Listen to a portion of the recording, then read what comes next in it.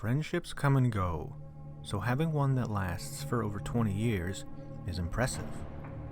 But for Michelle Hoffman-Tamm, those 20 years would all go up in smoke in an instant and result in her best friend and on and off again partner, Gwenda Sloane, cutting her ears off, shoving them in her mouth, and stabbing her some 33 times, all over a measly $20.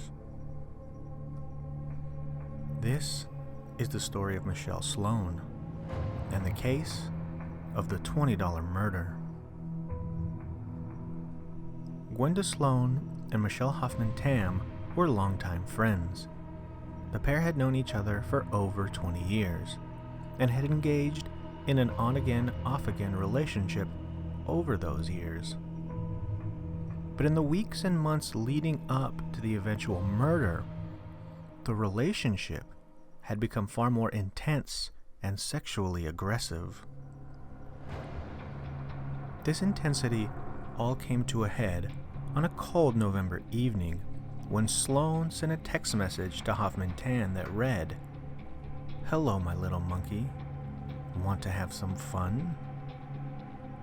Hoffman-Tamm responded and left her residence by bike to meet with Sloane for what she assumed would be a night of fun and games, the pair even going out to buy a few dozen beers.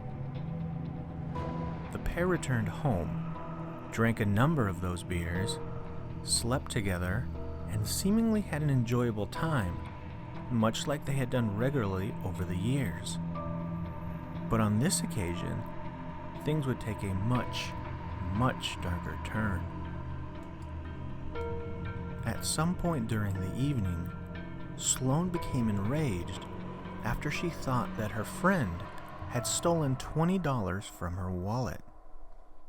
This alleged slight would set Sloane off, leading her to engage in a violent and frenzied attack on her friend. The attack itself was violent, vicious, and would end with Hoffman-Tamm lying on the kitchen floor, her body having some 33 stab wounds. But the most shocking thing of all was that Sloane had sliced the ears off of her lover and shoved them in her mouth. It is unclear if she did this prior to her eventual death, but Sloane would later note that some of the wounds inflicted had been done after the initial killing. Moreover, there were signs of blunt force trauma to the head that resulted in several missing teeth. After the murder, Sloane left the body of her friend on the kitchen floor and proceeded to sit on her own bed and drink the remainder of the beers for the next day or so. Only days later did Sloane go out and purchase black plastic bags alongside some duct tape in order to wrap up the body that was beginning to decay on her kitchen floor. She would then bag up the body, place it in the back of her car, and take off in search of a place to dispose of her former friend and lover.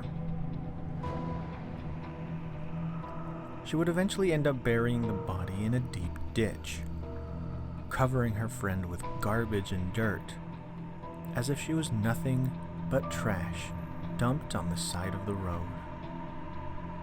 After this, she went so far as to professionally clean her floor and carpets, in an attempt, no doubt, to clean up the murder scene. An investigation was launched after a missing persons report was issued by Hoffman-Tamm's partner.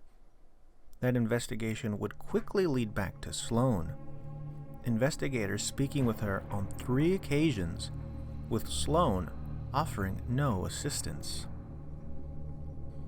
But even though she tried to distance herself from the investigation and her missing friend, she would eventually be charged with assault before the charges were upgraded to murder after all the evidence came to light.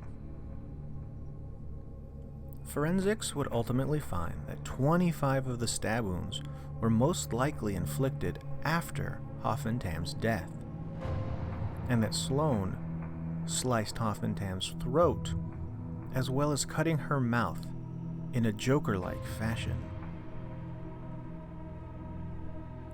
Sloane would eventually come clean and help lead police to the body. She would then detail parts of the evening that she could recall, those, oddly enough, being of the attack itself. She would also explain how Hoffman-Tamm had stolen that $20 from her wallet, and that is what she said set the entire murder in motion because, in her own words, she had lost it. She would also recall how she had mounted her friend on the kitchen floor and beat her repeatedly with a kitchen drawer, this damage lining up with the forensics. She then explained how she disposed of the body and how she dropped all the cleaning material she had used to hide the murder in a trash can the next street up, just before the weekly city pickup. Finally, she would take the bicycle that Hoffman-Tamm had used to ride over and leave it in a bicycle rack nearby. During the media sensation that the case brought up, Hoffman-Tamm's daughter came forward to note that she had known Sloane all of her life, calling her auntie, and even her own children using that name for her. That said, she also made it clear that she had begun to worry about the relationship between her mother and Sloane over the years. She would eventually tell reporters that, "We told Mom to cut her loose. She's dangerous. She's no good. She's trouble. But Mom wouldn't have done that. No way. Gwenda had been around for too long for Mom to walk away, which in the end brought us to this conclusion." Sloane would eventually plead guilty to the murder, doing very little to fight against it.